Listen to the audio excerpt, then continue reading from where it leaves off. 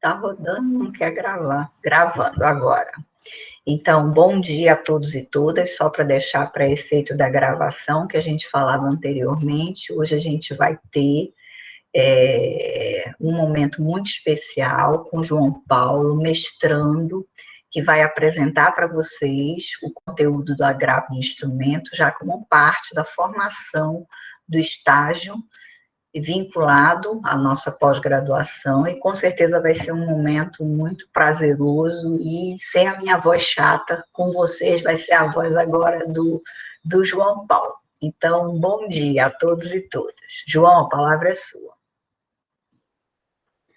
Obrigado, professora, pela gentileza, obrigado pela oportunidade também de poder trocar essa ideia com a turma.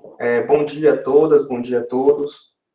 Nós vamos falar, então, hoje sobre o recurso de agravo de instrumento, continuando as espécies recursais. Eu vou só aqui compartilhar a minha tela com vocês, só um minutinho.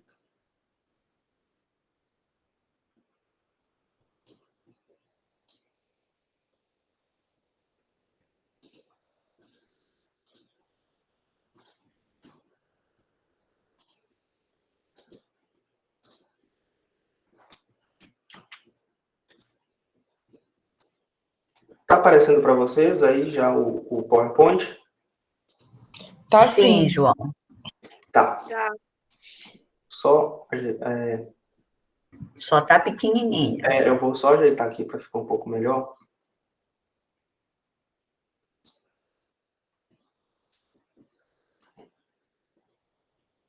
Melhorou um pouquinho? Acho que agora dá para ver melhor, né?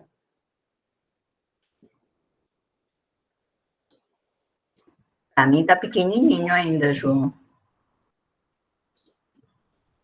Agora, Melhorou? tá ótimo. Melhorou. Melhorou para vocês? Sim. Tá ótimo. Perfeito.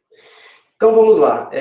Vamos falar hoje sobre o recurso de agravo de instrumento. É um recurso, de certa forma, que ele tem uma certa complexidade e algumas especificidades que a gente vai ter que perceber, mas a gente vai levar de forma com muita calma.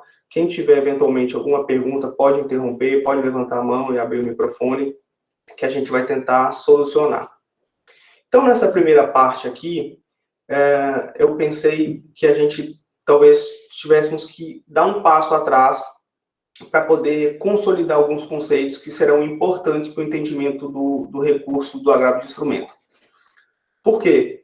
O recurso do agravo de instrumento, ele vai tratar da recorribilidade das decisões interlocutórias, ou seja, é uma espécie específica de um pronunciamento do juiz que nós temos que entender a diferenciação, então, de uma decisão interlocutória para uma sentença, para a gente poder ali sempre enquadrar qual é o recurso que nós vamos aplicar. Na aula passada nós conseguimos verificar quando nós estamos diante de uma sentença, nós vamos desafiar essa sentença por meio do recurso da apelação, e aqui no agravo de instrumento, o recurso que vai desafiar a decisão interlocutória vai ser o agravo. Então, qual é o nosso ponto de referência aqui? É justamente a decisão interlocutória. Então, retomando, na verdade, né, o conceito de decisão interlocutória, ele está apresentado no artigo 203 do CPC, no inciso 2, e ele tem um conceito, ele tem um conceito residual, ou seja, aquilo que não for sentença vai ser decisão interlocutória. Então, nós temos que saber o que é sentença. E a sentença é um pronunciamento jurisdicional de natureza decisória que põe fim à fase de conhecimento. Basicamente, é isso que a gente tem que saber aqui para a questão do agravo de instrumento. Então, na sentença, nós temos um conteúdo decisório que vai colocar fim à fase de conhecimento, vai encerrar a cognição do processo, ou também a fase de execução. E qual é a diferença da decisão interlocutória?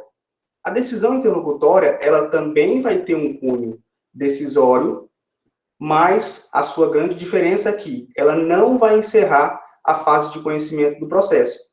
vai ser uma decisão interlocutória, ela vai ter um cunho decisório, mas o processo ele vai prosseguir na sua marcha processual, porque outras questões ainda precisam ser resolvidas.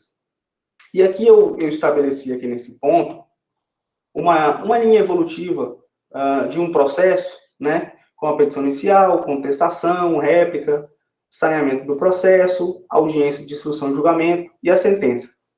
A minha intenção aqui é para nós podermos ter uma referência de que a sentença, justamente, ela vai ser uma decisão que vai encerrar o processo, e a decisão interlocutória, ela também vai ser uma decisão, mas que ela não vai encerrar o processo. Ou seja, a decisão interlocutória, ela pode acontecer ao longo de todas essas fases aqui, e essa é a grande diferença, então, entre sentença e decisão interlocutória.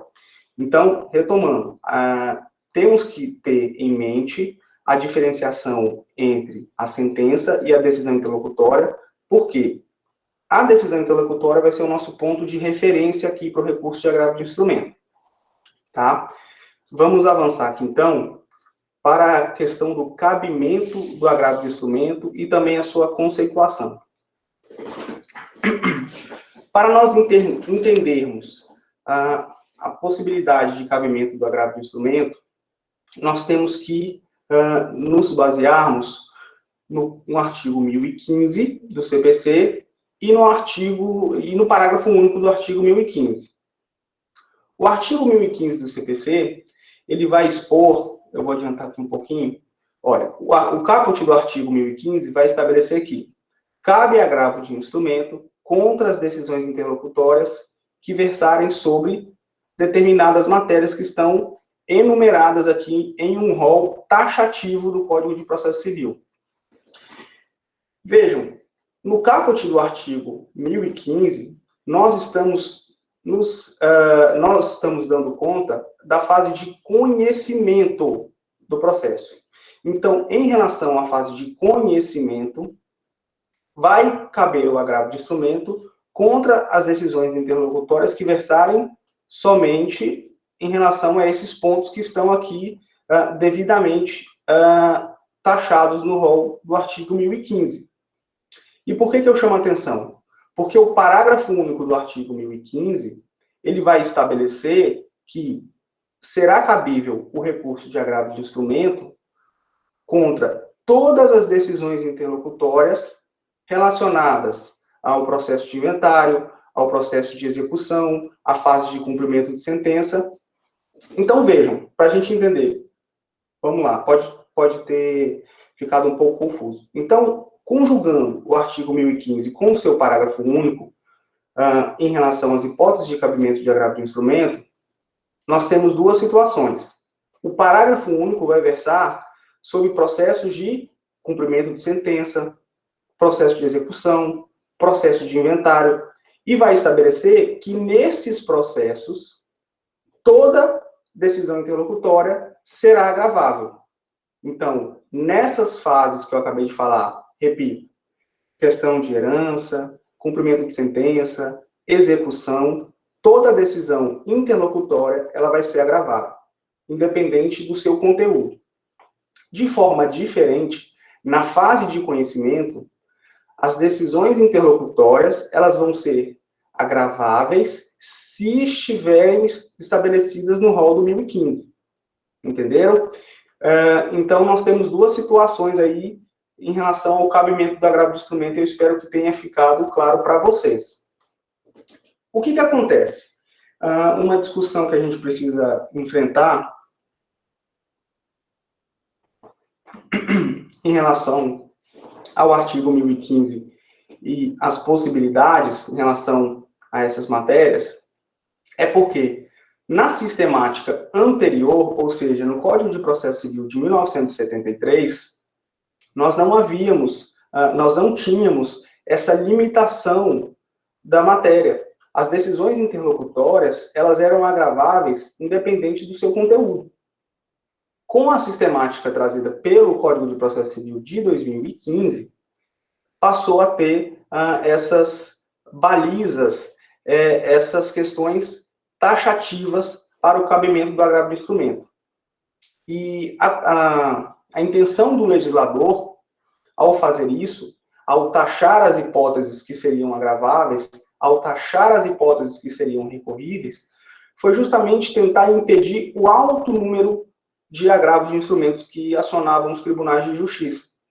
Porque se toda decisão cabia agravo de instrumento, qualquer decisão muitas decisões interlocutórias que tinham no percurso do processo, elas acabavam sendo agravadas. E isso gerava um número muito alto de recursos. Então, o legislador pensou numa forma de impedir que esses agravos chegassem aos tribunais. E aí ele pensou numa barreira para estabelecer somente algumas hipóteses, como, por exemplo, tutela provisória, rejeição de alegação de convenção de arbitragem, enfim, a gente vai trabalhar uma a uma posteriormente. Mas é só para a gente entender que esse sistema ele tem um problema, porque, vejam, uma decisão interlocutória que seja tomada num processo e que ela prejudique a parte, se ela não estiver estabelecida nesse rol, a parte vai ter que esperar um outro momento para impugnar essa decisão interlocutória. Só que esse momento, conforme estabelece o artigo, salvo engano, 1013 do CPC, é na apelação, porque foi a forma como o legislador escolheu. Então, o que acontece? O agravo de uma decisão interlocutória que não esteja estabelecida no rol do artigo 1015, não é que ela não seja impugnável. Ela vai ser impugnada, ela pode ser impugnada, só que, como ela não está estabelecida no artigo 1015, ela não vai ser impugnada por via do agravo de instrumento. E aí o legislador deu uma opção alternativa. Já que ela não vai ser impugnada no agravo de instrumento, ela não vai poder ser impugnada de forma imediata, ela somente vai poder ser impugnada na apelação, na preliminar de apelação ou nas contrarrazões da apelação. Então, vejam, uma decisão interlocutória tomada no curso do processo, que me prejudique, que me cause prejuízo, se ela não estiver estabelecida aqui, eu posso correr o risco de ter o meu processo comprometido. Uma questão muito discutida é em relação à competência para o julgamento do processo. Se a gente for analisar aqui o rol do 1015, não tem nenhuma estipulação sobre competência. Então, vejam, eu posso ser réu num processo e posso estar aqui percebendo que o meu processo está sendo processado num juízo incompetente. E eu não tenho a possibilidade de, caso eu peça a exceção de incompetência, e caso essa exceção seja julgada improcedente, eu não tenho possibilidade de recorrer imediatamente dessa decisão. Ou seja, eu teria que esperar a sentença, e após a sentença, caso eu houvesse a necessidade de apelar no processo, aí sim eu iria impugnar essa decisão interlocutória. Mas vejam, olha o tempo que a gente vai perder se o tribunal, ao analisar o meu pedido que vai impugnar essa decisão interlocutória sobre a competência, olha o tempo que nós vamos perder se o tribunal entender que realmente eu estiver certo. Olha, realmente, o réu está certo, não era o juízo competente. Volta todo o processo. Então, vejam que é uma questão aí que trata da eficiência, né? Então, essa estipulação do rol taxativo comportou uma certa crítica da doutrina, e então, aqui a gente precisa estabelecer o recurso especial 1.696.396 do Mato Grosso, que é justamente o que a professora mencionava no início da aula, que foi um recurso especial que definiu a questão sobre o rol do 1015, se ele é taxativo, se ele é meramente exemplificativo, porque na doutrina havia essa discussão. Esse rol do 1015 é taxativo ou é apenas exemplificativo? E aí, a ministra Nancy Andrighi, do Superior Tribunal de Justiça, decidiu que O artigo 1015, ele possui a taxatividade mitigada. Então, isso quer dizer o quê? Por mais que determinada hipótese não esteja prevista no artigo 1015, no rol do 1015, se essa decisão tiver risco de causar problemas à parte prejudicada, quando ela tiver urgência, ou se ela se mostrar inútil a ser julgada somente no recurso de apelação, ela vai poder ser agravada. Então, vejam, não temos mais a hipótese tão somente taxativa. A depender do caso concreto, a depender da situação, vai poder sim a decisão interlocutória ser agravada, por mais que não esteja estabelecida no rol do artigo 1015, desde que tenha urgência na questão a ser discutida e quando ela representar um risco de ser inútil, se for decidida no recurso de apelação. Tá certo, pessoal? Se alguém tiver alguma dúvida, pode levantar a mão, pode abrir o microfone, fiquem à vontade. Vamos lá. Então, nós temos o seguinte cenário. Nós temos as decisões interlocutórias, que são agraváveis imediatamente por meio do agravo de instrumento, mas nós temos as decisões interlocutórias que não estão previstas no rol do artigo 1015. E é aquilo que eu falava. Essas decisões que não estão previstas no rol do artigo 1015, elas não vão sofrer prejuízo, elas não vão precluir. A parte, ela poderá, sim, impugnar essa decisão interlocutória, só que ela não vai poder impugnar imediatamente. Ela vai poder impugnar, essa possibilidade de impugnação, ela vai ser posterior. E qual vai ser esse momento? Repito, vai ser no recurso de apelação, caso a parte tenha necessidade de interpor o recurso de apelação, ou se ela for intimada para contra razões de apelação. Aí sim, ela vai impugnar essa decisão. Tá? Então, assim, é uma sistemática um pouquinho complicada, a gente precisa de um pouquinho de calma para compreender, mas se nós organizarmos direitinho as nossas ideias, dá para compreender. Tá certo, pessoal? Então, aqui são as hipóteses de cabimento do recurso de agravo do instrumento. Nosso ponto de referência tem que ser as decisões interlocutórias, e aí, verificando que é uma decisão interlocutória, vamos investigar sobre a possibilidade dela ser desafiada ou não pelo agravo do instrumento. E como é que a gente vai fazer essa investigação? A gente vai verificar se ela está contida no rol do artigo 1015. Se ela não tiver, ainda assim, há a possibilidade de desafiar essa decisão interlocutória por meio do recurso de agravo do instrumento, desde que comprovada a urgência. Certo, pessoal?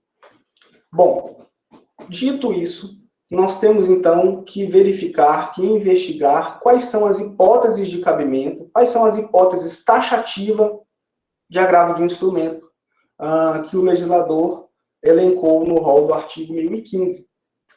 E essas hipóteses, são aproximadamente 12 hipóteses, a gente vai ter que trabalhar uma a uma, tá? Então, aqui, a primeira hipótese é em relação a tutelas provisórias. Então, cabe agravo de instrumento contra as decisões interlocutórias que versarem sobre tutelas provisórias. Então, toda decisão que versar sobre tutela provisória, e aí a gente tem que entender a tutela provisória como um gênero, né? Tem a tutela de urgência, a tutela de evidência, tutela antecipada. Então, toda decisão que conceder tutela provisória, que negar tutela provisória, que suspender, que modular os efeitos, qualquer decisão referente às tutelas provisórias, elas vão ser agraváveis de instrumento, tá? Essa aqui é a nossa primeira hipótese. Qualquer decisão que vier sobre tutela provisória vai ser agravável de instrumento. A nossa segunda possibilidade aqui, a segunda hipótese de cabimento, está relacionada ao mérito do processo.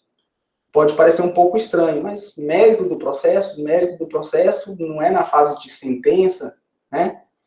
Não. A gente tem que relembrar que o Código de Processo Civil, ele permite, em determinadas ocasiões, que tenhamos decisões parciais de mérito. Por exemplo, eu sou autor de uma ação e nos meus pedidos, e na minha ação, desculpa, eu tenho o pedido A, tenho o pedido B e tenho o pedido C. Em relação ao pedido A, o juiz ele verifica ali que esse pedido ele não foi controvertido pela parte contrária, ele já está pronto para ser julgado e ele pode dar uma decisão parcial de mérito julgando procedente do pedido A. Então, vejam, tenho 3 pedidos. O juiz entendeu que o pedido A está em condições de julgamento e defere meu pedido. Então, eu tenho uma decisão parcial de mérito, que tem conteúdo de sentença, porque decide o mérito, mas ela tem forma de decisão interlocutória. Por quê? Porque não colocou fim à fase de cognição, não encerrou o processo. Então, nessa situação, quando nós temos uma decisão de mérito num processo por meio de uma decisão interlocutória, essa decisão interlocutória ela vai ser também cabível o agravo de instrumento. E aqui eu tenho um exemplo prático que aconteceu numa causa que eu patrocino. Tratava-se de uma questão de pedido de divórcio, um divórcio litigioso, e o autor, o meu cliente, entrou com a ação pedindo que fosse decretado o divórcio, pedindo que houvesse a ameação dos bens do casal, pedindo que houvesse decisão em relação à guarda e em relação ao nome da ex-esposa. Então, vejam, são mais ou menos 4 pedidos nessa ação. E o que aconteceu? Quando a ré apresentou a sua defesa, quando a ré contestou a ação de divórcio, ela não se opôs em relação ao pedido de decretação do divórcio. Ela estava ali também, logicamente, nem com quem aí já avançou no direito de família sabe que nem é possível, ela se opor, né? O divórcio aí é uma faculdade das partes, mas vejam, ela não se opôs, né? Em relação ao pedido de decretação do divórcio. Ela somente apresentou questões, ela somente contestou, ela somente impugnou a questão referente aos bens, a questão referente à guarda e a manutenção do nome de casado. E esse meu cliente, como ele é empresário, ele exerce atividade empresarial, muitas vezes ele precisa fazer empréstimos, ele precisa fazer alguns negócios, algumas transações, e como o status dele ainda estava de casado, isso acabava que gerava uma burocracia e acabava prejudicando. Então nós pedimos que fosse julgado parcialmente o mérito, somente em relação à decretação do divórcio.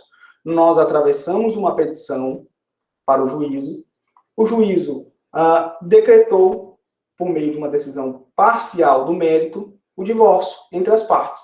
E vejam, essa decisão que decretou o divórcio, ela é, então, uma hipótese que poderia ser agravada, porque é uma decisão de mérito, mas que não colocou fim à fase de conhecimento, então ela é uma decisão interlocutória. Tá certo, pessoal? Terceira hipótese, rejeição de alegação de convenção de arbitragem. Não sei se vocês já tiveram a possibilidade, a oportunidade de estudar sobre a questão de arbitragem, né? Mas as partes em um negócio jurídico, em uma transação comercial, elas podem convencionar um contrato de que eventual controvérsia entre elas seja decidida não por um juiz, não pelo Estado juiz, né? Não pelo Poder Judiciário, mas sim por um árbitro, por um terceiro. E caso uma das partes que tenham contratado, que tenham realizado esse compromisso arbitral de levarem essa questão não para o judiciário, mas sim para o árbitro, caso uma das partes descumpra esse acordo e leve o litígio para o Poder Judiciário, a outra parte, na sua contestação, ela pode alegar, Vossa Excelência, aqui nós tínhamos convencionado uma cláusula compromissória, nós tínhamos uma convenção de arbitragem, tá? Então, esse juízo não é competente para discutir a questão, e sim o juízo arbitral. E o juiz, analisando essa questão, ele rejeita essa alegação. Ele fala, não, eu vou julgar esse processo, rejeito a alegação de convenção de arbitragem. Essa decisão que rejeita a alegação de convenção de arbitragem é também uma hipótese de agravo de instrumento. Tá certo, pessoal? Vamos avançar aqui. Qualquer dúvida podem perguntar. Está todo mundo muito quieto. Hipótese número 4. Incidente de desconsideração da personalidade jurídica. Vejam, pessoal, aqui nós estamos tratando de um incidente.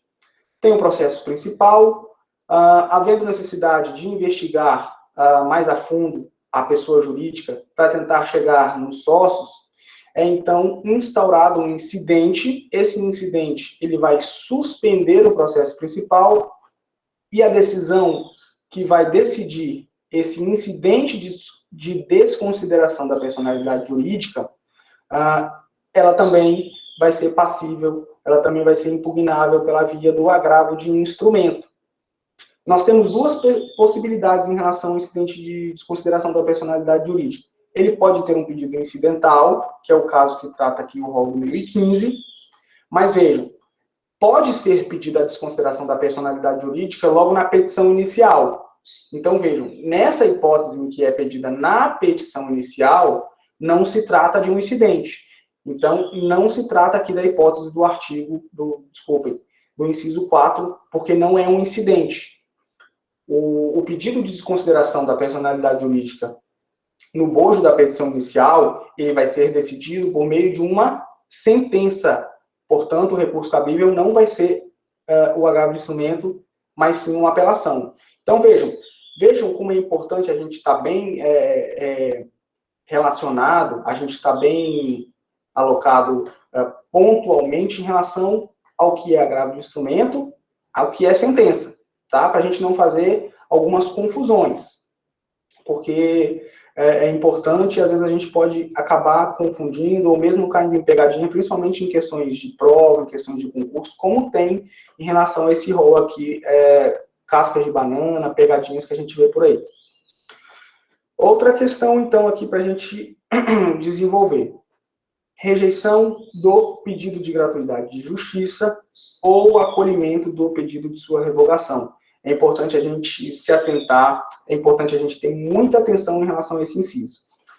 Aqui, a hipótese de agravo de instrumento aqui, ela versa sobre a rejeição do pedido de gratuidade de justiça ou o acolhimento do pedido de sua revogação. Então, vejam, a intenção do legislador aqui foi justamente proteger a parte que está pedindo a assistência judiciária gratuita, ou que ela já tenha esse benefício, e esse benefício ele é revogado. Ou seja, aqui a intenção é proteger a parte vulnerável economicamente do processo. Então, se eu sou autor de uma ação, e no bojo da minha petição inicial, eu peço o benefício da assistência judiciária gratuita, por não ter possibilidade de arcar com as custas do processo, e o juiz rejeita esse pedido de gratuidade, eu vou poder, obviamente, agravar. Mas veja, se eu sou autor de uma ação, eu faço o pedido de justiça gratuita, o juiz concede essa justiça gratuita a mim. A parte contrária, o réu, ele pode pensar, não, o autor ele tem possibilidade de arcar com as custas do processo, mas o momento dele impugnar a decisão não vai ser por via do agravo de instrumento. Tá? Por expressa disposição aqui, o inciso 5 fala sobre rejeição do pedido de gratuidade de justiça. Então, quando o juiz acolhe o pedido de justiça gratuita, não é hipótese de agravo de instrumento. Tá? Também, se houver a revogação do pedido, ou seja, a parte tinha a justiça gratuita, era concedida a ela a justiça gratuita, mas foi revogado. E aí, como eu vou experimentar agora uma condição de vulnerabilidade, eu posso agravar essa decisão. Então, aqui é importante a gente se atentar para a gente não cair em pegadinhas. Outra possibilidade, exibição ou posse de documento ou coisa. Veja, pode ser que uma das partes não tenha condições, não tenha posse de determinado documento que possa servir como meio probatório. E esse documento talvez esteja no domínio da parte contrária. E eu posso solicitar ao juiz que determine a parte contrária para apresentar esse documento. E dessa decisão, que vai decidir justamente sobre o meu pedido, cabe também agravo de instrumento. São hipóteses aqui agora mais simples, né? Por exemplo, exclusão de litisconsorte. Vamos supor que eu seja réu numa ação e no polo ativo tenha vários litisconsortes. E de forma que isso está prejudicando a minha defesa. São várias defesas para fazer, vários memoriais para fazer, muitos documentos que eu vou ter que reunir, isso está prejudicando muito a minha defesa. Então, eu posso solicitar ao juiz que exclua o litisconsórcio, que divida essas partes, ou que todas as ações passem a tramitar de forma individual.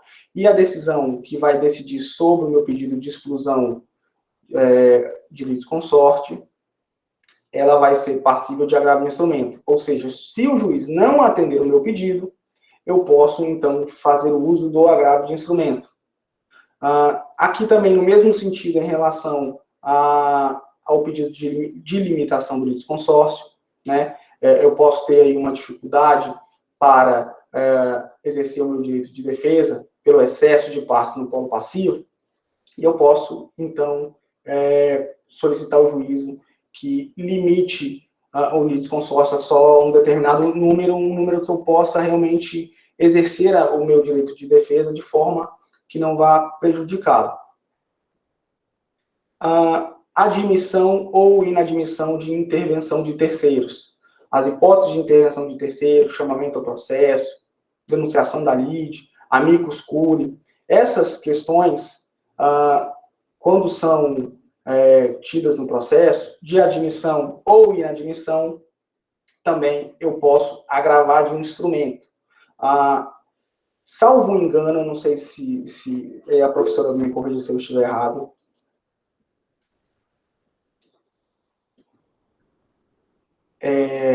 salvo engano, o amicus curiae não cabe recurso, tá?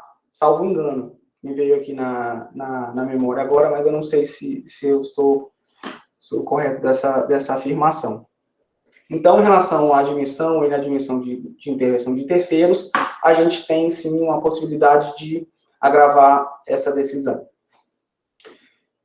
Concessão, modificação ou revogação do efeito suspensivo aos embargos de execução.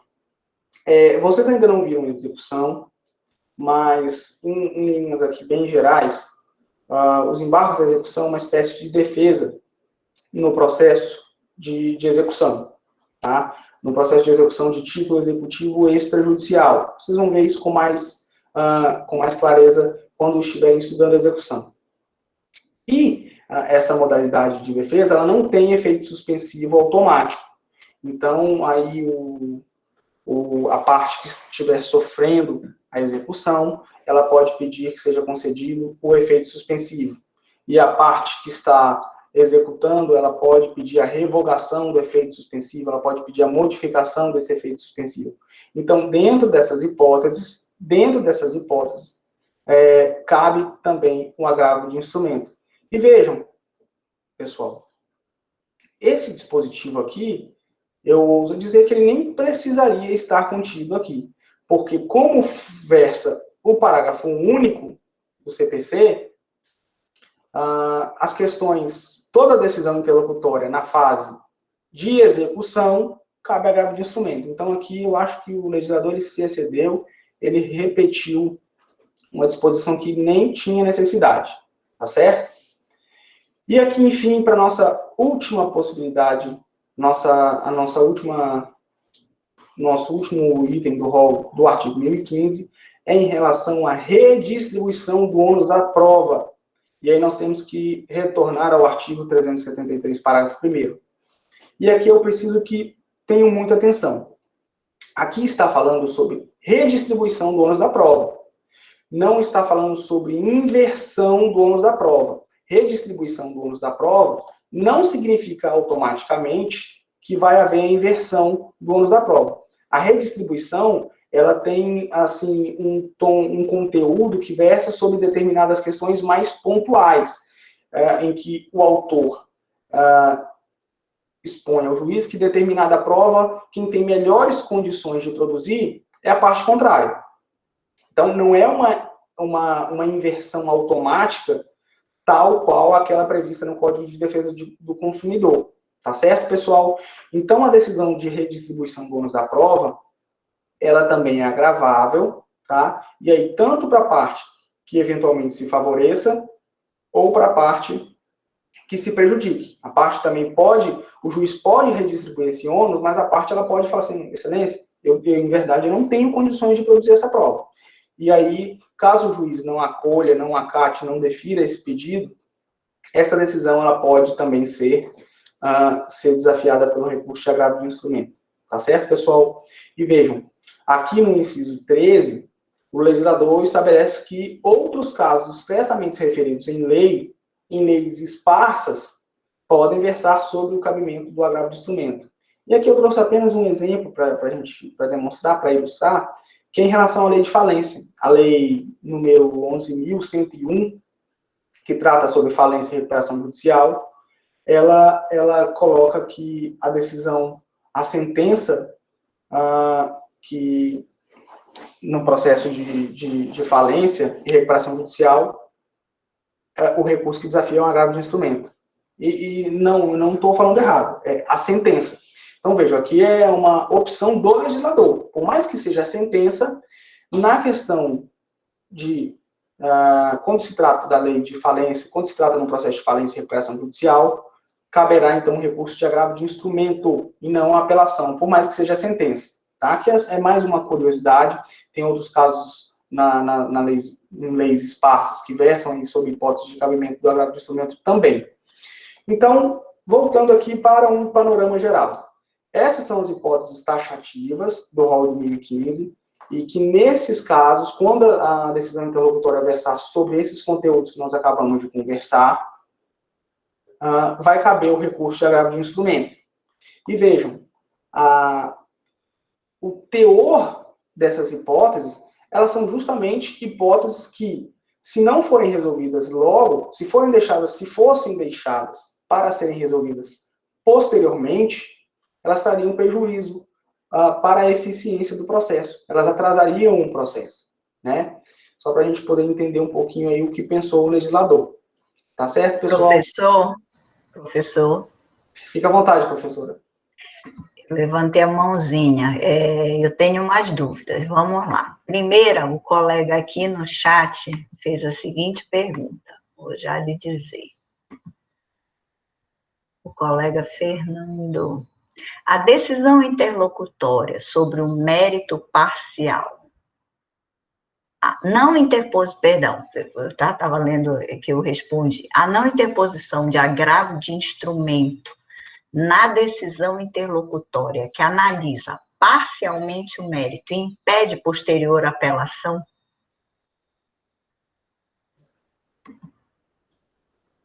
A não interposição de agravo de instrumento na decisão do mérito. Perfeito. Acho que o Fernando fez uma leitura muito boa, uma pergunta muito interessante. E eu entendo, Fernando, que a não interposição do agravo de instrumento, ela impede, sim, posteriormente, a apelação. O momento correto para ele impugnar a decisão é por meio do agravo de instrumento. Então, professor, o restante do mérito só que pode fazer parte da apelação, correto? Exatamente, professor. Tá. Agora, uma outra dúvida. Por que o voto da ministra Nancy Andrighi fala em taxatividade mitigada? O que seria? Seria esse inciso 13 que diz outros casos expressamente referidos em lei? Ou são outras hipóteses que agora a jurisprudência admite? A taxatividade mitigada, de certa forma, foi até criticada, né? Porque ou é taxatividade ou não é. O que pretende a ministra nessa tese sobre a taxatividade mitigada? Não é a hipótese do inciso 13, tá? É justamente a relativização da taxatividade do código do rol 2015. Ou seja, por mais que não esteja taxativo no rol 2015, uma possibilidade de uma decisão interlocutória, havendo urgência, havendo necessidade imperiosa para a parte que está sendo prejudicada, impugnar essa decisão tão logo, ela vai poder fazer uso, sim, do recurso do agravo de instrumento, por mais que não esteja estabelecido expressamente no rol 2015. Professor, mas isso não é risco? O juiz que vai ficar dizendo o que é, o que não é? Com certeza vai trazer um risco à segurança jurídica, né? Porque vamos ter aí espaço para uma certa discricionariedade de cada desembargador aí para decidir o que é urgente e o que não é urgente, né? Os pressupostos do recurso, a tese do recurso especial, ela é um pouco genérica, e aí pode sim causar esse efeito de insegurança jurídica. Perceberam, meninos? Eu estou induzindo o João a uma situação que é a crítica ao voto da ministra Nancy Andrighi e à posição adotada pelo Superior Tribunal de Justiça. Porque, vejam, o João está tendo o maior esforço de explicar para vocês, inciso a inciso, hipótese a hipótese. Por quê? O que é que pretendeu o legislador? Fechar poucas hipóteses de agravo de instrumento, porque o agravo é o que eu disse para vocês, ele vai paralisando o processo, porque ele obstáculo, aí a parte agrava para o tribunal. Se conseguir o efeito suspensivo, para o processo. Se conseguir em outro agravo o efeito suspensivo, para o processo. Se não conseguir o efeito suspensivo, tudo bem. Mas, via de regra, consegue. Via de regra, faz aquele choro danado para o tribunal e o tribunal acaba suspendendo. Então, vejam, o processo vai ficando cortado, fragmentado. O que é que o João teve maior cuidado de explicar hipótese a hipótese para vocês? Aí veio a decisão do STJ dizendo, olha, não é o inciso 13, tá? É qualquer hipótese que a gente entenda que seja urgente, que seja relevante. Quem é que vai dizer o que é relevante? Quem é que vai dizer o que é urgente? Então, alguns autores, inclusive doutrinadores, criticam de forma tão ácida, tão pesada, crítica, que dizem que era melhor ficar com o CPC velho, com o CPC revogado, que cabe em qualquer caso de decisão interlocutória grave no instrumento e que, se o tribunal quiser, ele caneta logo. Então, vejam um absurdo. O CPC, o legislador, colocou uma coisa, escreveu dentro de uma rácio, de uma razão de ser, e a jurisprudência, o Superior Tribunal de Justiça, que é quem interpreta, já está interpretando diferente. Isso é muito complicado. Cadê, como bem disse o João, a segurança jurídica? Existem dois valores que eu sempre bato com vocês, que esse novo código, que já não é novo, que o código atual bate direto. Quais são? Eu sempre disse para vocês não esquecerem: isonomia e segurança jurídica. Onde fica a segurança jurídica? Se eu vou ter uma ampliação de hipóteses em um artigo que queria restringir. Professora, mas quem está ampliando? Quem está ampliando é o Superior Tribunal de Justiça. Eu já mandei o voto para a Malu, que o João me mandou gentilmente para ajudar, e eu já repassei para vocês. São mais de 50 laudas tentando explicar o que é essa taxatividade mitigada. Não tinha que existir isso, lamentavelmente, tá? Então, João, era só para ajudar aí no contexto. Muito obrigado, professora. Tá aparecendo a tela para vocês, pessoal? Está conseguindo visualizar normalmente, né? Sim. Obrigado. Vamos lá, pessoal. Eu acho que nós passamos pela parte assim um pouquinho mais complicada em relação ao recurso de agravo de instrumento, que é justamente entender essa dinâmica das decisões interlocutórias, de quais decisões interlocutórias podem ser passíveis de agravo de instrumento ou não. E agora nos resta estabelecermos algumas linhas em relação ao procedimento, ao processamento desse recurso, a forma que ele vai ser processada, e aqui nós temos algumas especificidades no recurso de agravo de instrumento. Eu, particularmente, na prática, eu gosto muito de fazer o recurso de agravo de instrumento. Eu gosto, é um dos recursos que eu mais gosto de manejar. Então, vamos lá. E aí, aqui, eu procurei trazer os artigos que eu acho que fica mais fácil para a gente poder discutir em relação ao procedimento, tá? E vamos, então, em relação à petição do recurso de agravo do instrumento e alguns requisitos. O artigo 1016, aqui, ele mostra para a gente que o agravo do instrumento será dirigido diretamente ao tribunal competente por meio de petição com alguns requisitos. Vamos aqui voltar um pouquinho e nos ater aqui ao endereçamento. O agravo de instrumento, ele vai ser endereçado diretamente para o órgão que vai julgá-lo, ou seja, o Tribunal de Justiça, quando nós estivermos falando aí da Justiça Estadual, o Tribunal Regional Federal, quando estivermos falando da Justiça Federal. Então, não é um recurso que vai ser apresentado para o juiz que prolatou a decisão, e sim vai ser apresentado já diretamente para o tribunal, tá?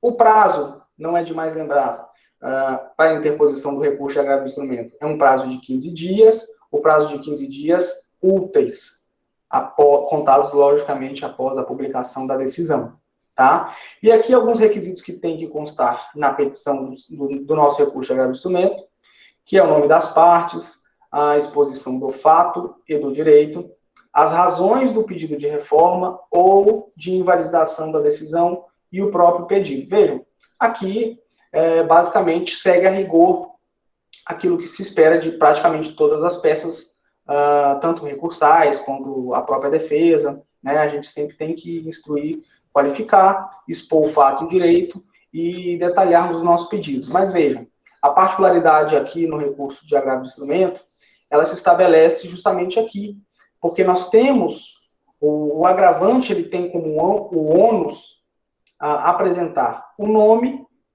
completo e o endereço completo dos advogados constantes no processo. Por exemplo... João, você passou a lâmina ou não? Continua nessa, consolidando conceitos? Passei. Pois é, não passou para a gente ainda está na consolidando conceitos. A Luísa também falou a mesma coisa, Lu. Também.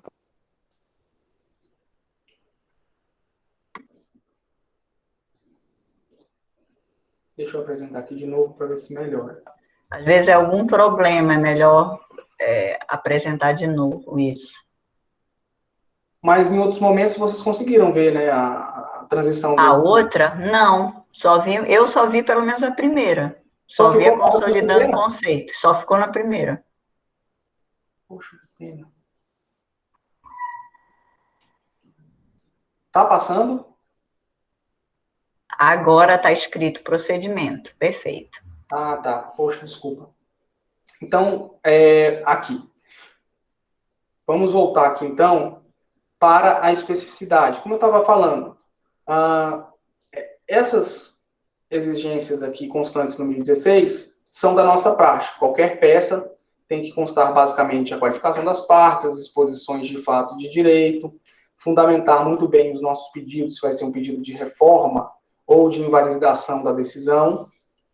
E aqui a especificidade do agravo de instrumento. Ônus da parte recorrente apresentar o nome e o endereço completo dos advogados constantes no processo. Dos advogados de todas as partes, tanto do agravante quanto da parte agravada. Então, vejam, se eu sou o agravante, se eu vou interpor um recurso de agravo de instrumento, eu tenho que fazer constar no meu recurso, na minha peça, o nome e o endereço completo de todos os advogados, tanto o meu endereço quanto o endereço da parte contrária. Logicamente, algumas hipóteses, pela dinâmica do processo, pela fase do processo, pode ser que a parte contrária, a parte agravada, ela não tenha ainda ela não tenha sido intimada no processo, citada, desculpa, no processo, como, por exemplo, pedido de tutela provisória. Pode ser que a parte sequer tenha conhecimento da ação. E já teve uma negativa de tutela provisória que eu vou precisar gravar. Logicamente, eu não vou ter o nome completo nem o endereço do advogado dessa parte, porque ela ainda não vai ter habilitado qualquer representante legal. Mas, via de regra, quando estiver diante dessa possibilidade de apresentar o nome completo e o endereço, a gente vai ter que cumprir com esse ônus. Essa aqui, então, é uma exigência do artigo 1016. Passou para vocês aí agora o próximo slide? Agora está no procedimento. Peças obrigatórias, artigo 1017, certo? Não, não passou. Ainda está no 1016, João.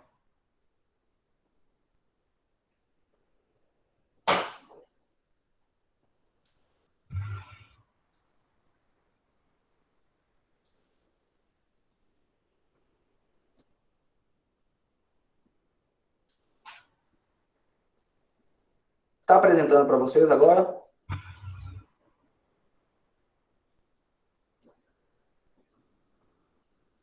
Está passando agora para vocês aí os slides? Isso, está no 1017. Pronto. Vamos lá. Ainda em relação ao procedimento, vamos falar agora sobre as peças que devem instruir o nosso recurso de agravo de instrumento. Aqui é uma especificidade que a parte que vai agravar, a parte recorrente, ela tem um ônus de instruir o seu recurso com algumas peças que são obrigatórias. E aqui nos termos do inciso 1, fala que a petição de agravo de instrumento deverá ser instruída com cópias da petição inicial, da contestação, da petição que ensejou a decisão agravada, da própria decisão agravada, aquela decisão que a gente está impugnando, e da certidão de intimação ou outro documento oficial que comprove a tempestividade. E também das procurações, outorgadas aos advogados do agravante e do agravado. Vejam, são vários documentos que a parte que está recorrendo tem que instruir, tá? E são documentos obrigatórios, tá certo, pessoal? Então, a petição inicial, a contestação, a petição que ensejou a decisão agravada, e aqui a gente se destaca a certidão de intimação, tá?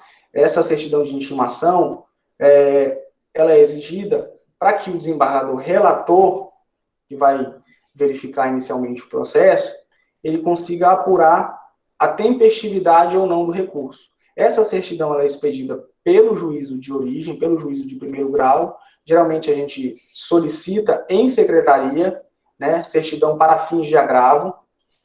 Caso não tenhamos essa possibilidade, ou tenhamos outro documento oficial que comprove a tempestividade, esse documento pode ser juntado, pode substituir essa certidão. Aqui, em relação às procurações, né, temos que juntar a cópia de todas as procurações. E aqui, pessoal, vai aquela mesma regra que eu falei anteriormente. Caso o agravante, caso a parte que esteja recorrendo não tenha acesso a determinados documentos, pela impossibilidade, pelo momento do processo, como, por exemplo, procuração do advogado, da parte agravada. Como eu falei, pode ser que a parte ainda não tenha habilitado nenhum representante legal, pode ser que ela não tenha sido sequer citada no processo. Então, logicamente, não tem possibilidade de apresentar, e aí também é o ônus do agravante justificar, né, por que não está juntando. Aqui, seguindo ainda, e aqui o inciso 2 fala justamente isso, né, a declaração de inexistência de qualquer documento referido no inciso anterior, sob pena de responsabilidade do advogado. E a instrução do agravo do instrumento, além das peças obrigatórias que eu mencionei anteriormente, ela pode ser feita com outras peças que o agravante, que o recorrente reputar útil ao processo, né? Aquilo que vai complementar, aquilo que vai facilitar para os julgadores. Tá certo, pessoal?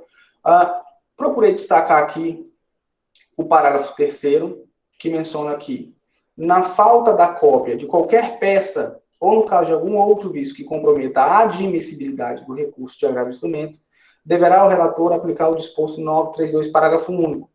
Aqui é a devolução do prazo para o agravante justificar ou corrigir algum vício do seu recurso. Então, ele esqueceu de juntar a certidão de intimação. O desembargador, ao invés de simplesmente não conhecer do seu recurso sumariamente, ele deve intimar o advogado para que sane esse vício. Tá certo, pessoal? E aqui a gente vê a concretização do princípio tanto da primazia do julgamento do mérito e também da cooperação, da colaboração entre as partes. Então, o juiz aqui ele vai ter que falar qual é o vício, tá? Não basta simplesmente falar, olha, seu recurso ele está com vício aqui, corrige. Porque a parte pode, o advogado da parte pode sequer não saber. O juiz, então, tem aqui também um dever de ajudar, de auxiliar, de colaborar com a parte. Tá certo? E aqui, uma observação em relação ao artigo 425, inciso 4, que não é necessário que esses documentos tenham uma autenticação pública em cartório. O próprio advogado tem aí a prerrogativa de conferir autenticidade a toda essa documentação que eu acabei de mencionar. E aí é importante que esses documentos, obrigatoriamente aqui, solicitados, eles estão relacionados aos processos físicos, tá? O processo eletrônico ele vai ter uma dinâmica um pouco diferente. Eu, como advogado, por mais que eu esteja atuando em processo eletrônico, eu instruo o agravo de instrumento como se ele fosse físico, como uma cautela, né? É como eu pratico em relação ao agravo de instrumento. Em relação às custas, tá? A petição inicial do recurso, né? O recurso de agravo de instrumento ele também vai ter que ser instruído, logicamente, com um comprovante de pagamento das respectivas custas e do porte de retorno, quando devido. Logicamente, se a parte tiver a justiça gratuita, tiver sido deferida a assistência da justiça gratuita, ela não vai precisar juntar qualquer comprovante, tá certo, pessoal? Então, caso ela não seja beneficiária da assistência judiciária gratuita, ela vai ter que apresentar comprovante das custas e também do porte de retorno. Esse porte de retorno aqui ele está mais relacionado àqueles processos que não são protocolados diretamente no tribunal. Está relacionado mais àquelas comarcas distantes da capital, por exemplo. Então, o agravante em Redenção, em Altamira, logicamente ele não é necessário vir a Belém, ao Tribunal de Justiça, para protocolar. Há a descentralização dos protocolos. Só que essa remessa do processo da comarca distante para Belém é cobrada uma taxa, logicamente, se o processo for físico, tá certo? E aqui, formas de interposição. A gente aqui está agora falando somente sobre o procedimento. É uma fase um pouquinho mais cansativa, mas a gente precisa também se atentar. Então, as formas de interposição. No prazo do recurso, como nós já falamos, é um prazo de 15 dias, prazos em dias úteis, o agravo será interposto e aqui vem as possibilidades, protocolo realizado diretamente no tribunal competente para julgar. No caso aqui nós, vamos imaginar a Justiça Estadual, nós vamos protocolar nosso recurso no Tribunal de Justiça, na Almirante Barroso. Hoje o processo é eletrônico, né, nem tem essa necessidade. Mas aí a gente está levando em consideração aqui o processo físico. Pode ser realizado na própria comarca ou seção judiciária, quando for distante. Aqui outras possibilidades, como, por exemplo, por meio de postagem, transmissão de dados facsímile, e outras formas previstas em lei. Eu entendo que essas disposições aqui, elas não sejam tão relevantes, porque o processo judicial está muito bem desenvolvido, e o agravo de instrumento, como ele vai ser protocolado diretamente no tribunal, logicamente, todos os tribunais de justiça, eles apresentam um sistema já bem consolidado, tá certo? Tá passando para vocês aí, pessoal? 2018, tá. Ótimo. Agora saiu. Isso, tá. João, rapidinho, Fica à vontade. eu queria só fazer uma incursão para eles, perceberam que, olha, o João disse, 15 dias úteis é a tempestividade. Lembram que eu disse que a cada recurso nós vamos voltar cada um dos passos dos pressupostos recursais do juízo de admissibilidade? Então, vejam a cartilha. Qual é a cartilha do agravo de instrumento? Eu tenho que pensar. Pergunta muito boa do Fernando que o João respondeu, tá? Se eu tiver uma das hipóteses de agravo de instrumento do artigo 1015 e eu não ingressar com agravo de instrumento, o que é que acontece? Preclusão, fecha a porteira para aquela decisão interlocutória agravável. Então, se vocês estiverem no meio do processo, no caminhar do processo, vocês têm logo que avaliar, é despacho ou é decisão interlocutória?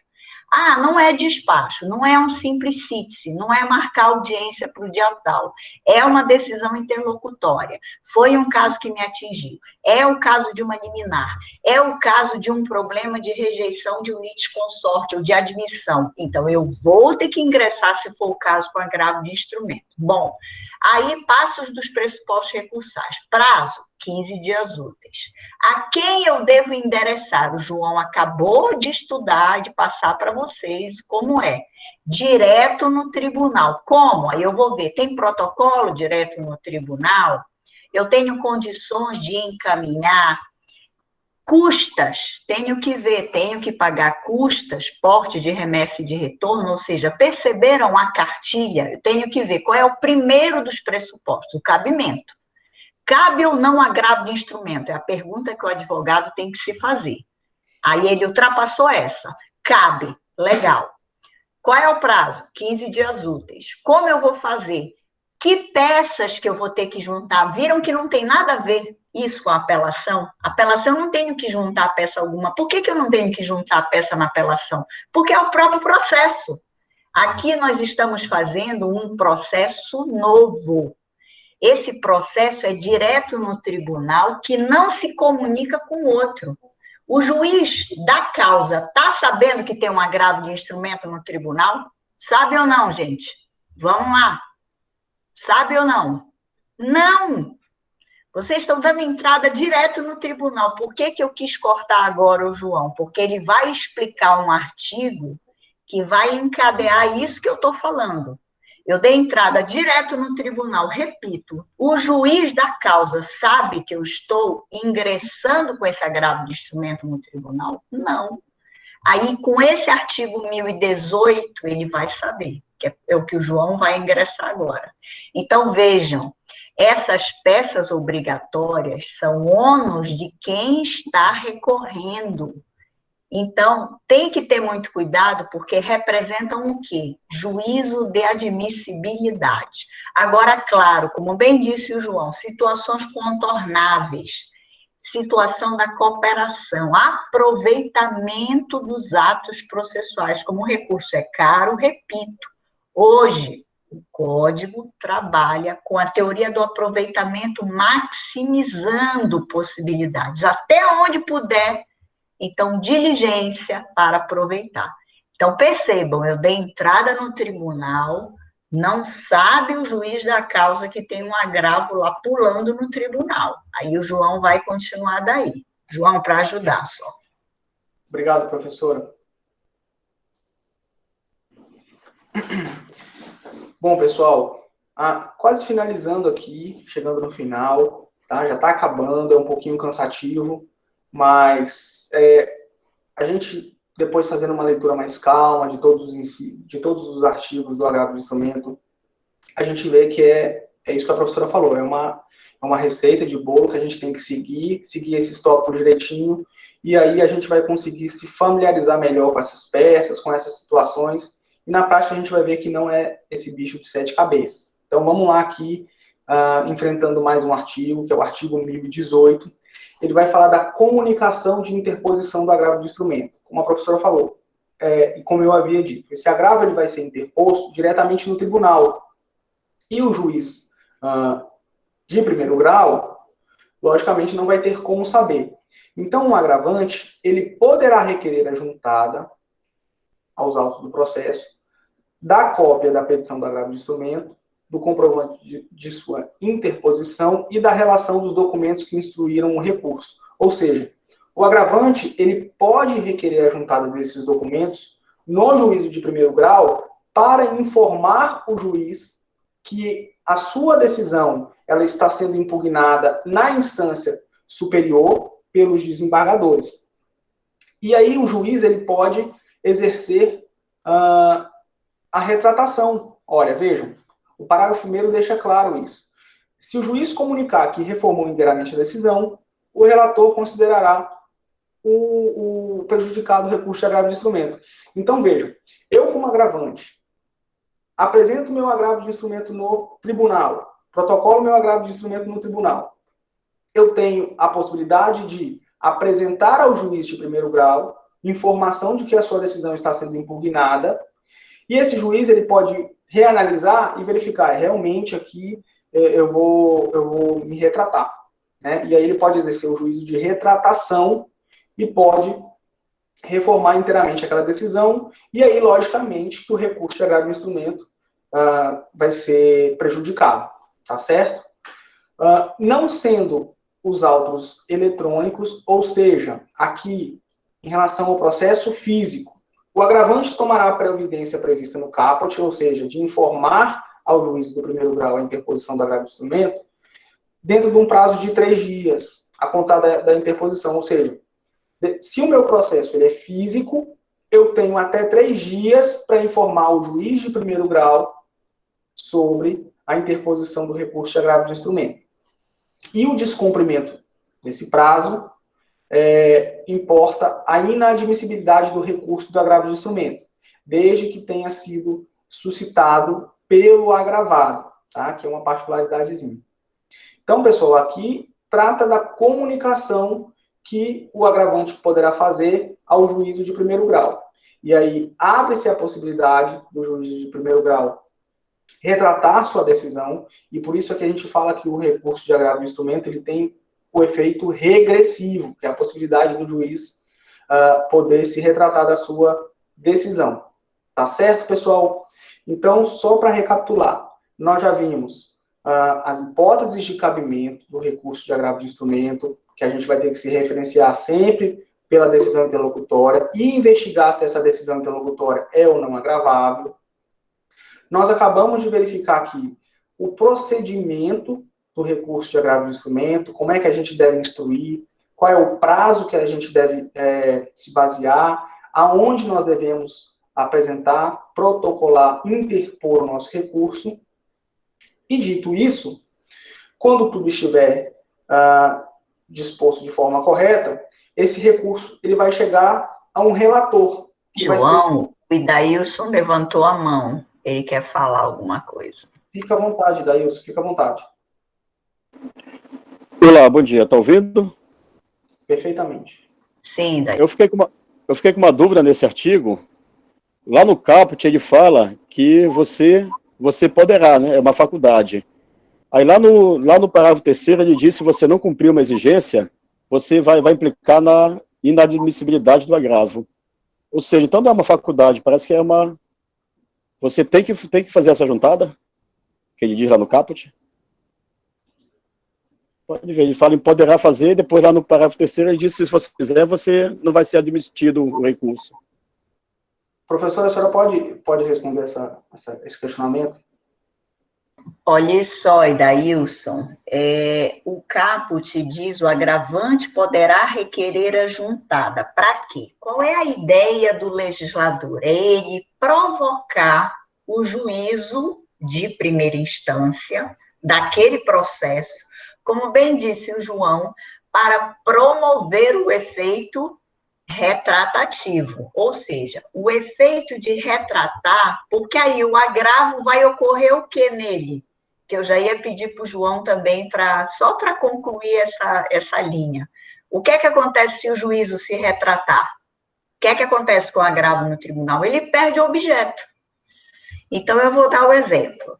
Vamos lá, para eu chegar na tua pergunta, que aí eu estou fazendo um corte do próprio artigo. Vamos lá. Então, eu tive uma liminar contra o meu cliente, Aí eu parei para pensar no meu escritório. Liminar, tutela provisória, cabe ou não agravo de instrumento? Aí eu disse para o meu cliente, cabe. Vamos agravar, cliente? Ele disse, sim.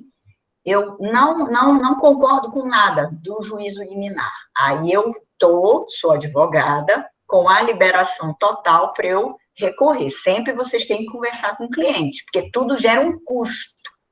Então, eu vou ter que preparar o recurso. Isso vai gerar o quê? Uma dinâmica dinheiro, tá?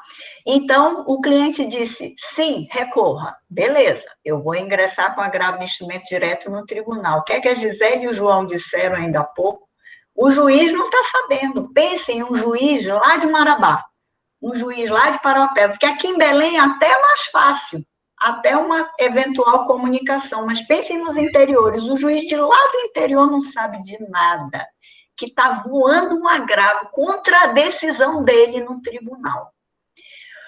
O juiz pode ter errado? Pode. O que é que imaginou o legislador? Não é mais simples fazer uma provocação para ele ver o erro dele, e, de repente, ele voltar atrás? É aquela célebre expressão que ganhou foro, chamar o processo à ordem. O que é chamar o processo à ordem? Retratar, voltar atrás. A gente até brinca no foro, caranguejou, voltou atrás. Então, andou passos para trás de caranguejo. Então, caranguejou. Ou seja, ele viu o equívoco, viu que ele é um ser humano, errou e se retratou. Agora, se você me perguntar, professora, via de regra eles se retratam, o que é que a Gisele vai dizer?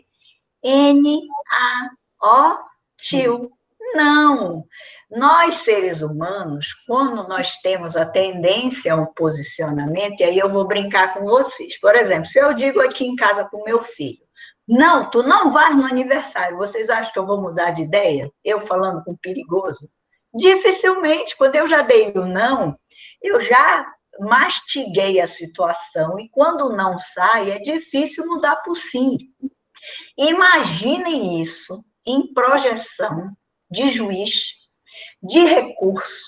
Então, o juiz vai dizer, não, eu confirmo a minha decisão, eu não vou chamar processo nenhuma ordem. Ciente, ele não muda. Aí o agravo tem que ser julgado no tribunal. Mas o legislador tentou dar essa possibilidade do efeito retratativo. Continuando. Professor, então, isso é o parágrafo 1º, vamos juntos, e daí eu se turma. Se o juiz comunicar que reformou, o relator considera o que? O recurso prejudicado, leia-se, perdeu o objeto, perdeu o conteúdo, não tem mais o que julgar, porque o juiz de 1º grau mudou. Agora, olhem o que eu vou falar, que o João fez esse raciocínio, mas eu vou fazer o raciocínio do outro lado. O que era o agravado? Quando o juiz de 1ª instância mudou a posição dele, porque foi provocado pelo agravo de instrumento, ele pode agravar para o tribunal ou não? Vejam, ele era agravado. Quando o juiz se retratou, o juiz voltou atrás, nasceu prejuízo para quem? Nasceu ou não para o outro lado? E daí se turma. Nasceu. Sim. Sim, perfeito, Idaílson. Então, ele pode agravar de instrumento? Olhem como é a ciranda ruim do agravo de instrumento. Ele pode agravar de instrumento, porque a decisão era agravável. Então, olhem a simetria da situação. E aí a ciranda vai ser a mesma, mas vamos continuar. Não sendo eletrônicos os autos, o agravante tomará a providência prevista no caput. Ou seja, Idaílson, só é obrigatório quando não forem os autos eletrônicos.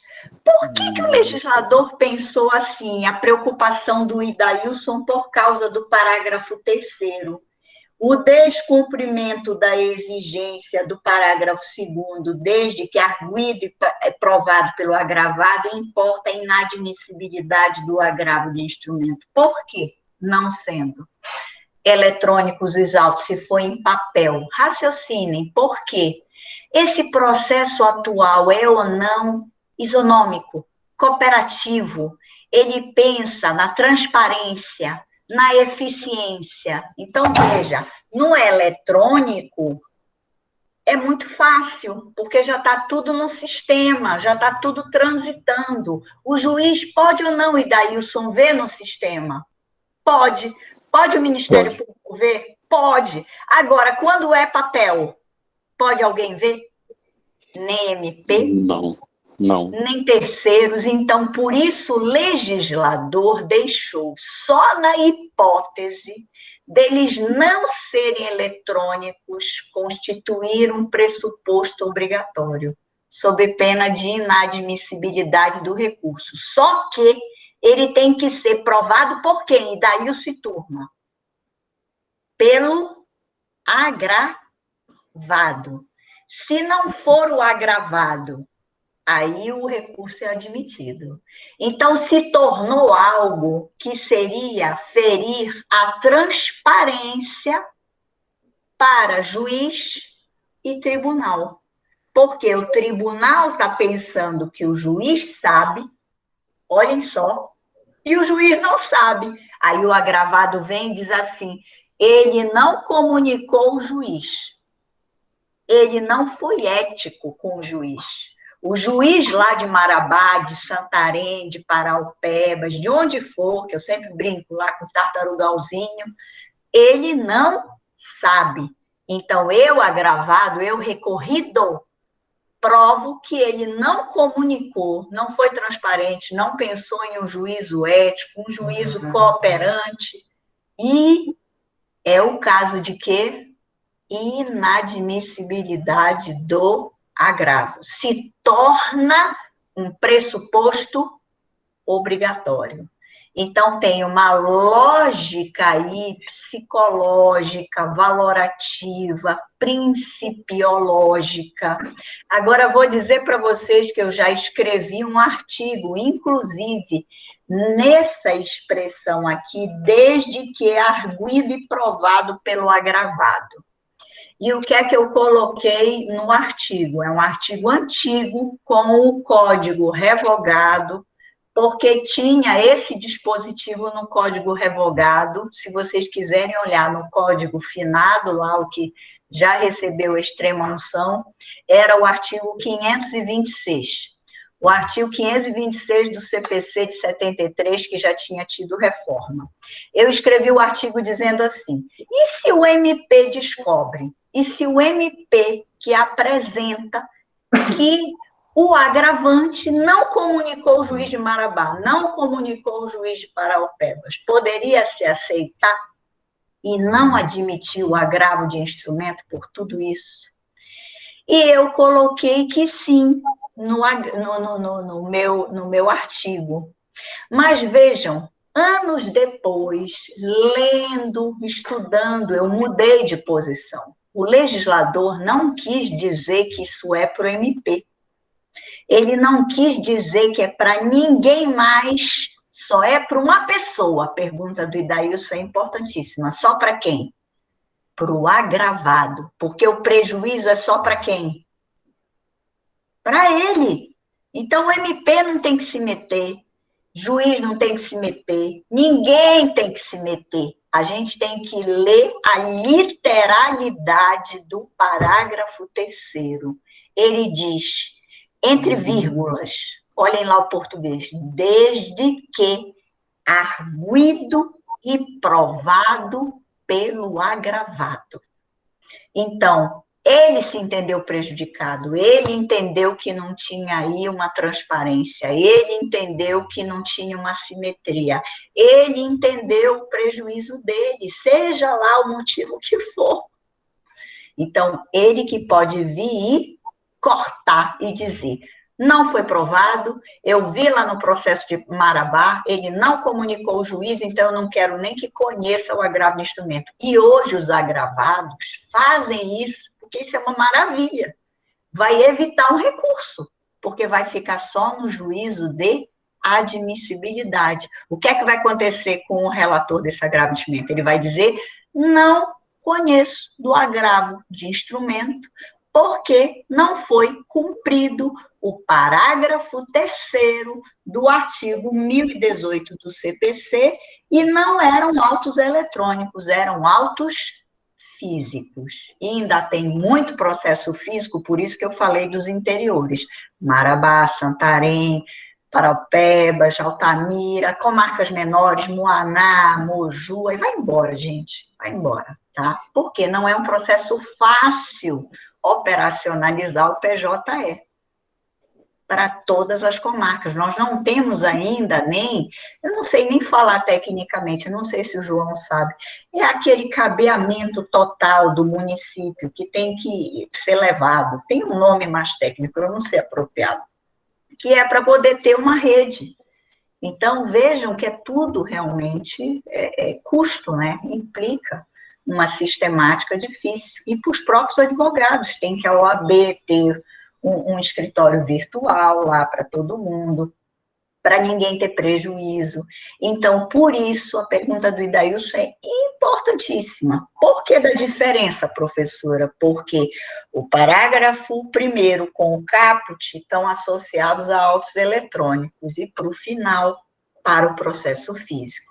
E o desde que arguido e provado pelo agravado. Adoram isso em concurso. Fica lá desde que arguido e provado pelo agravado. Que aí vão botar IMP e não sei quem. Não. O legislador não quis mais ninguém. E, então, isso é uma nulidade absoluta ou uma invalidade relativa? O que é que acham? É absoluta ou é relativa? É absoluta? É absoluta? Aí o MP poderia arguir. Se é desde que arguido e provado pelo agravado, só ele tem um prejuízo. Então, é relativa. Se ele esquecer de dizer isso, o agravo vai ser conhecido ou não? Não. Vai. Se ele esquecer o agravado, e daí isso? Quem é que tem que provar? É o agravado. Se o agravado não apresentar, o tribunal conhece do agravo de instrumento ou não? Não. Conhece. Veja, eu sou agravada, você é o agravante. Você não comunicou o juiz de Marabá, tu não estás nem aí para o juiz de Marabá. Aí eu, agravada, tenho agora eu compreendi, correto. Entendeu? Eu que tenho que ver se está lá em Marabá e comunicar ao tribunal. Se eu também não fizer, o problema é só de quem? É meu, eu sou agravada. Então, eu que tenho que provar para o tribunal, entendeu? Então, é um prejuízo relativo, porque só diz respeito à pessoa de quem? Do agravado. Ficou claro agora, turma? Ficou, obrigado. É uma nuancezinha dos autos físicos, tá? João, a palavra é sua, pode continuar. Obrigado, professora, perfeito. Bom, então, como eu havia dito, nós estamos num ponto que nós já verificamos as hipóteses de cabimento, a procedimentalização do nosso recurso, quais são as peças necessárias, o prazo, qual é o juízo que a gente vai apresentar o nosso recurso. De modo que esse recurso, estando todo instruído, ele vai ser direcionado a um relator. O relator vai ser designado por meio de sorteio, ele vai receber esse recurso e ele vai ter, eu coloquei aqui a palavra que eu acho que fica um pouquinho mais, pode ser que fique um pouquinho mais didático, um roteiro para ele seguir no desenvolvimento do julgamento desse recurso de agravo de instrumento. Então, o desembargador relator, ao olhar esse recurso de agravo de instrumento, ele vai começar a verificar determinadas questões. Primeiro, ele pode negar conhecimento ou negar provimento ao recurso de agravo de instrumento com base no artigo 932, inciso 3, inciso 4, que são as possibilidades de inadmitir sumariamente o recurso, ou ele pode negar provimento ao recurso, seja por razão de estar a tese vinculada no recurso de agravo de instrumento ser contrária à súmula vinculante, ou a precedente. Então, sumariamente, ele pode negar provimento. Ele fala, não, essa tese aqui do agravante, essa tese aqui do recorrente, ela vai ao contrário do entendimento já sumulado pelo tribunal, pelo precedente do tribunal, ou por uma súmula vinculante. Então, sumariamente, ele nega provimento. Mas, caso não seja o caso, caso a matéria possa ser discutida, não é possibilidade de inadmissão do recurso, não é possibilidade de negar provimento ao recurso sumariamente, ele vai poder conceder efeito suspensivo ou antecipar tutela, caso haja pedido pelo agravante. Vejam, o efeito suspensivo no recurso de agravo de instrumento, ele não é automático. A parte ela tem que pedir a concessão do efeito suspensivo e comprovar a verossimilhança, a probabilidade do seu direito, o perigo que os efeitos da sentença podem ocasionar, e com esses elementos, o desembargador relator, ele vai conceder ou não o efeito suspensivo, tá certo? Pode ser também hipótese de antecipação de tutela, e aí a gente vai ter que retornar ao artigo 300, 301, 302 do CPC, que versa sobre tutela provisória, que a gente vai ter que conferir aqueles elementos autorizadores, a antecipação da tutela, a probabilidade do direito, risco de dano. Então, caso haja o pedido de efeito suspensivo ou antecipação de tutela, o desembargador relator, ele poderá conceder. Posteriormente, seguindo aí o seu roteiro, ele deve intimar o agravado para apresentar suas contrarrazões. Essas contrarrazões, elas também têm o prazo de 15 dias e dias úteis, tá? Para o agravado aí exercer o direito ao contraditório. Posteriormente, caso seja necessário, caso a matéria demande, ele deverá intimar o Ministério Público na condição aí de fiscal da lei para acompanhar o processo.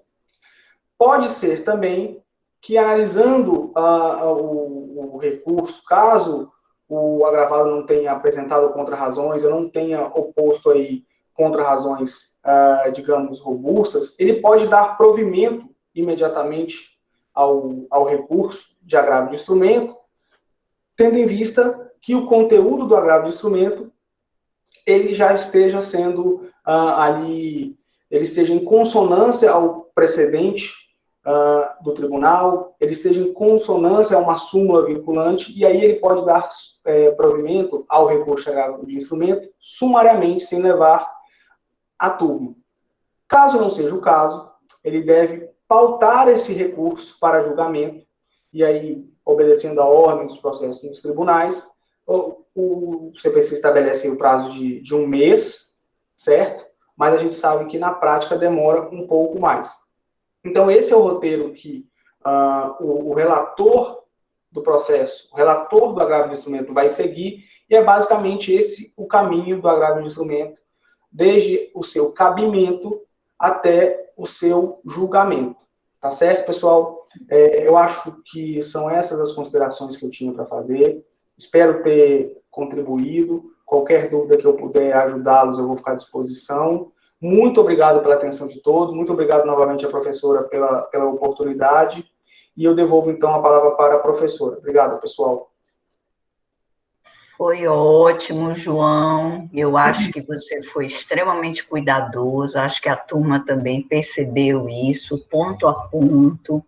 E o que eu queria é ratificar vocês algumas situações do próprio 1019. Vejam, geralmente quando o relator recebe o recurso no tribunal, e aí eu estou falando dos dois mesmo, dos dois recursos que a gente já começou a formar a cabecinha recursal, a apelação do agravo, eles têm, parece que, uma cartilhazinha. Eles têm que fazer um manualzinho na cabeça. Então, por exemplo, se eu for estagiária de um gabinete que chegou uma apelação no TJE, eu vou ver que o relator tem que fazer aquele roteirinho. Qual é o roteirinho? Viu na apelação, tem pedido alguma coisa urgente para fazer, de alguma liminar? Aí o relator tem que imediatamente ver aquilo. Que tipo de efeito é? Tem urgência? Tem alguma situação que ele tem que apreciar imediatamente? Aí ele vai logo naquilo. Segunda situação, tem algum problema na admissibilidade? Está fora do prazo? Pagou custas? Aí ele também pode canetar alguma questão da admissibilidade. Ou seja, vejam, é um cuidado que se tem o relator, que é um dos membros do colegiado, que é aquela turma, que é aquela Câmara, que vai julgar o recurso depois. Lembrem-se, quando a gente passa para a segunda instância, não é mais só um, que é o salutar para julgar. Mas algumas situações ele pode canetar, que a gente diz, olha um termo técnico, monocraticamente. O que é monocraticamente? Lembrem-se, mono, um, craticamente, de cracia, de governo, é governo de um. Então, é monocracia, é monocraticamente. Então, ele pode decidir sozinho. Por exemplo, ele viu que a apelação está completamente fora do prazo. Para que ele vai levar para a sessão de julgamento? A parte ingressou no 20º dia útil. São 15 dias úteis. O agravo de instrumento não foi preparado, está deserto. Ele deu a diligência para a parte no prazo e ela não ajeitou o preparo. Para que ele vai levar? Se ele ainda deu a oportunidade para o agravante não preparou. Então, ele é desidioso, ele não tem cautela, ele não tem cuidado com aquele recurso. É o dever de cuidar que nós, como advogados e advogadas, ou membros do Ministério Público, ou defensores públicos, temos que ter com o trato do processo.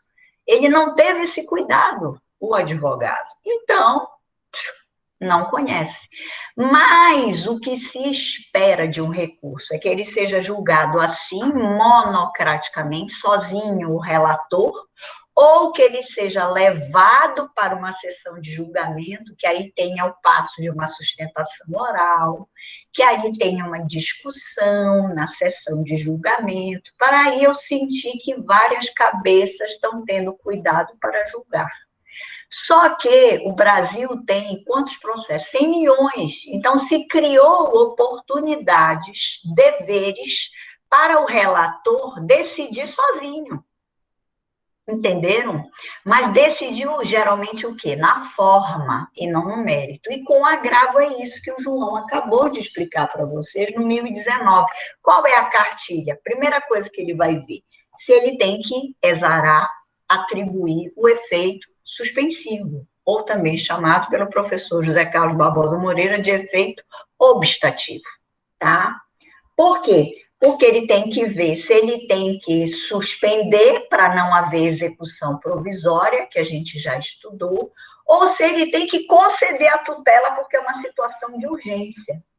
Eu vou dar um exemplo para vocês paradigmático da própria Justiça do Trabalho. Lembrem-se, a apelação na Justiça do Trabalho é o recurso ordinário. O recurso ordinário é recebido no efeito suspensivo. Fica lá paradão.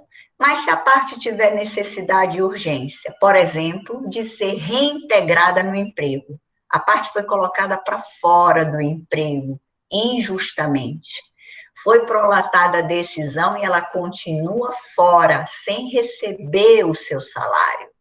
Aí você pode pedir a reintegração para o tribunal e o tribunal conceder liminarmente essa reintegração, é o finalzinho do inciso 1º do artigo 1019, quando diz, ou deferir em antecipação de tutela, deferir a tutela provisória, deferir que ele seja reintegrado para discutir o fundo.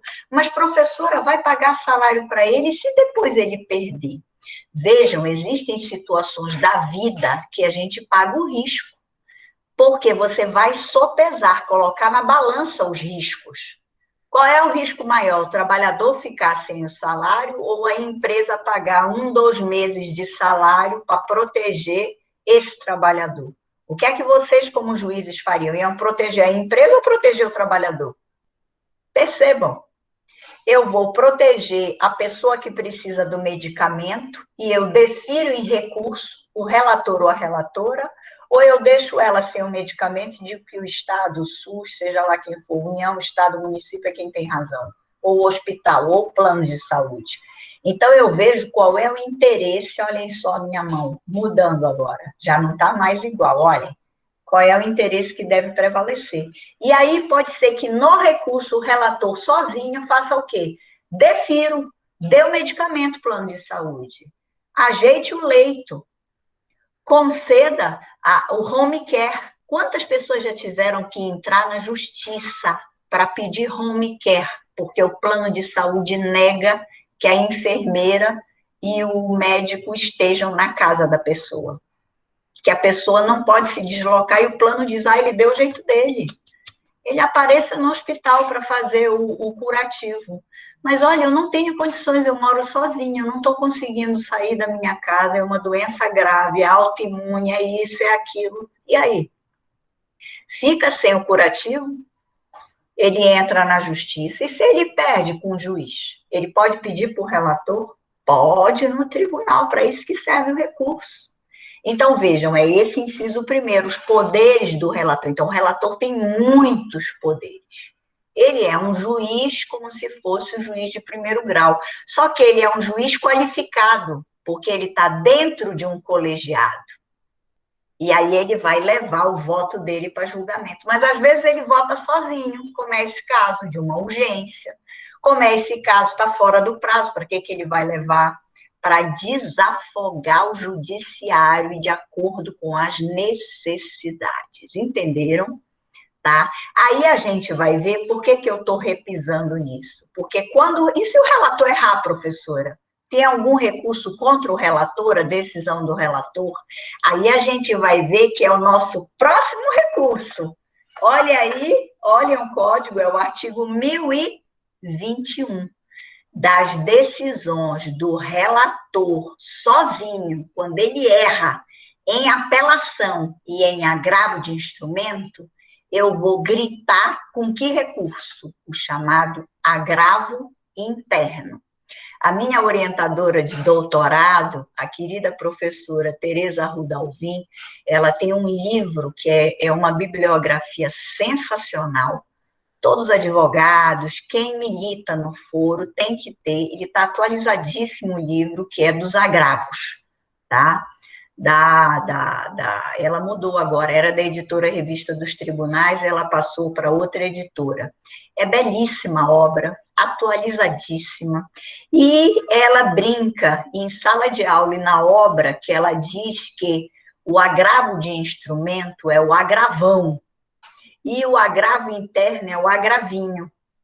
Então, qual é a brincadeira? Por que a brincadeira? Porque é isso, o agravão, quando eu agravo de instrumento, eu vou e eu quero que o relator faça sozinho ou que o colegiado, a turma inteira avalie, 3 ou 5 desembargadores. Eu quero mais cabeças para mostrar o erro do juiz de primeira instância, entenderam? Para tentar um acesso melhor à justiça.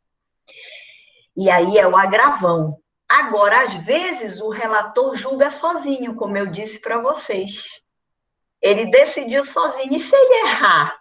Aí tem que ter um recurso, que é o agravo interno, que é o tal do agravinho, para dizer assim, olha, ele decidiu sozinho, mas, turma, ele está errado. Aí, necessariamente, vai ser julgado por quem? Pela turma, pela Câmara, pelo órgão colegiado. Então, o agravo interno é para não morrer a discussão com um juiz sozinho. Percebam, foi primeira instância juiz, segunda instância relator desembargador, que é um juiz igual, só tem um nome diferente, desembargador, mas ficou não sozinho. Aí, se ele errar, qual é o outro recurso que a gente vai estudar? Agravo interno. E aí, por isso, ela brinca, é o agravinho, para tentar o quê? Voltar à discussão do agravão, das situações que eram anteriores. Então, é para dizer para vocês que o sistema vai caminhando com uma lógica. Existe uma lógica recursal. Vocês podem fugir a ela? Não. É desde a primeira pergunta do Fernando. Eu deixei de agravar de instrumento, posso enfiar lá na apelação porque eu não fiz o agravo de instrumento? Não, não pode mais brincar de embutir, de empurrar o papelzinho, de empurrar a argumentação, porque vocês serão os advogados amanhã, as advogadas, vocês têm que ser técnicos, Vocês têm que saber qual é a decisão. O João trouxe um caso interessantíssimo da lei de recuperação, da lei 11.101, que ela diz que é sentença, mas ela diz que o recurso é de agravo de instrumento. Ah, professora, a lei está errada. Ela escreveu sentença e eu vou entrar com apelação. De jeito nenhum. Eu não vou brigar com a lei. A lei escreveu. O que é que eu vou fazer? Você, o que eu brinco com os alunos, vaquinha de presépio. Eu vou dizer que é agravo de instrumento. Por que eu vou criar problema para minha casa? Vocês têm que ser práticos. A praticidade precisa envolver o raciocínio de vocês. Agora, quero fazer mestrado, dizer que a lei é uma porcaria, que errou o legislador, vou escrever um artigo para a revista de processo, vou escrever um artigo para a revista brasileira de direito processual, aí, olha, a Gisele está lá para dizer para vocês, olha, nota 10, façam isso, porque aí um dia pode ser que a gente consiga influenciar o Congresso Nacional, vai ter uma emenda e vai se fazer um corte lá nessa lei, ok? Aí vai haver uma alteração legislativa, uma proposta, mas até então eu não vou brigar.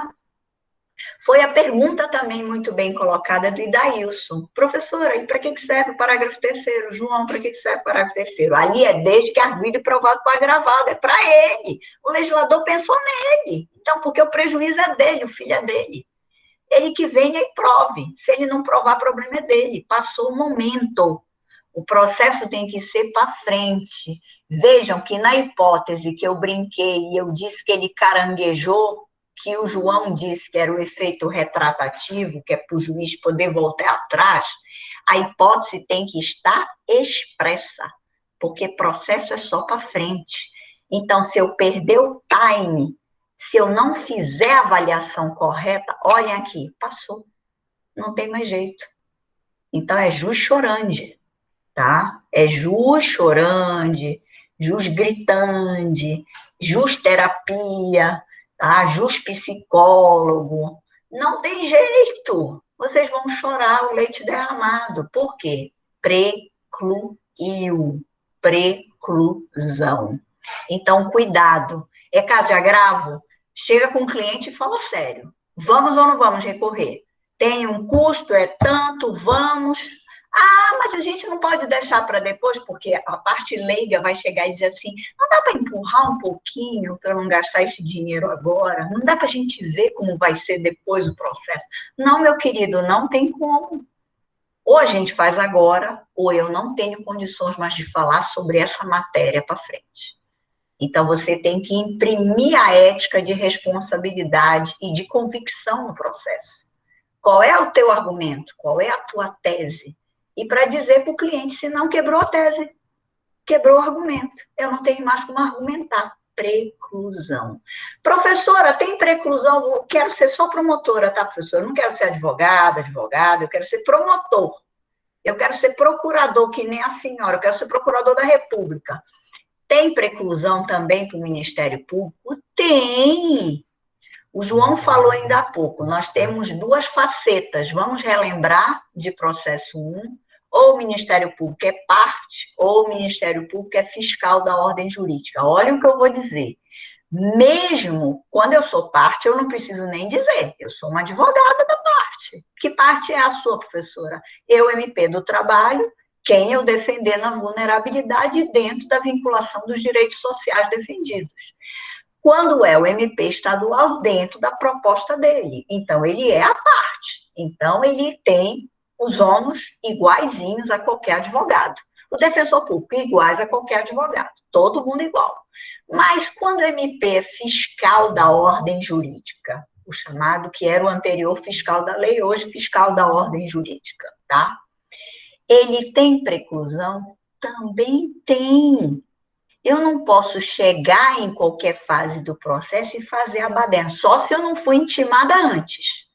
Se eu não for intimada e deveria ter sido intimada, aí eu posso gritar e dizer, olha, tem nulidade aqui, o Ministério Público teria que ter funcionado na audiência, o Ministério Público tinha que ter apresentado a prova que ele bem entender, a diligência, aí eu posso fazer confusão, mas eu intimada no andar da carruagem do processo, eu também não posso criar obstáculo ao feito, senão eu não estou sendo o quê? Cooperativa. Lembrem-se que a cooperação não é só para as partes, para os advogados, para o defensor, para o advogado público, também para o senhor MP. Se o MP tumultua, o MP não é gestor de cooperação. Também erramos nós. Ok? Então, esse era o quadro geral do agravo de instrumento. Eu queria deixar para vocês, acho que está excelente, João, parabéns, tá? Foi muito importante. Depois eu converso com você também no privado, a gente troca uma ideia, e acho que essa é a proposta do estágio acadêmico. Eu vou voltar a alguns elementos no próximo encontro da gente, a gente vai no agravo interno, eu vou apresentar um agravo para vocês consolidarem essa visão do que é o agravo, vou apresentar a decisão interlocutória e apresento o agravo, tá, para a gente consolidar, e a gente já segue para o agravo interno, e se conseguir, não sei se eu vou conseguir, o ED, já também os embargos de declaração. Obrigada, João, de coração. Tudo bem, turma? E aí a gente consolida na segunda que vem, tá bom? Tá? Eu já vou baixar o linha para o YouTube, tá bom? Ok? Tchau, professora. Tá, tudo de bom, tá, gente? Uma ótima semana para vocês. Um beijo. Um beijo, obrigada.